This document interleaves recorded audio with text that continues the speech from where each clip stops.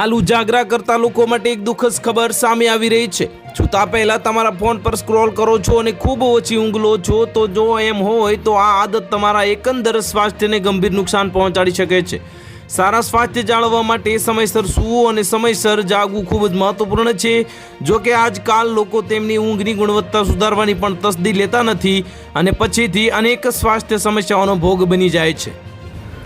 આરોગ્ય નિષ્ણાતોના મતે 18 થી 60 વર્ષની વયના લોકોએ દરરોજ રાત્રે 7 થી 9 કલાક સૂવું જોઈએ। બાળકો અને કિશોરોને દરરોજ રાત્રે 8 થી 12 કલાકની ઊંઘની જરૂર હોય છે। ઊંઘની ગુણવત્તા સુધારવા માટે તમે ઊંઘ ધ્યાનનો ઉપયોગ કરી શકો છો અને નિયમિત ઊંઘનો અભાવ રોગ પ્રતિકારક શક્તિ પર નકારાત્મક અસર કરી શકે છે। વધુમાં જો ઊંઘ વારંવાર જોખમમાં મૂકવાય તો તમને ગંભીર માનસિક સ્વાસ્થ્ય સમસ્યાઓ થઈ શકે છે। વધુમાં અપૂરતી ઊંઘ તમારી ધ્યાન કેન્દ્રિત કરવાની ક્ષમતાને પણ ઘટાડી શકે છે।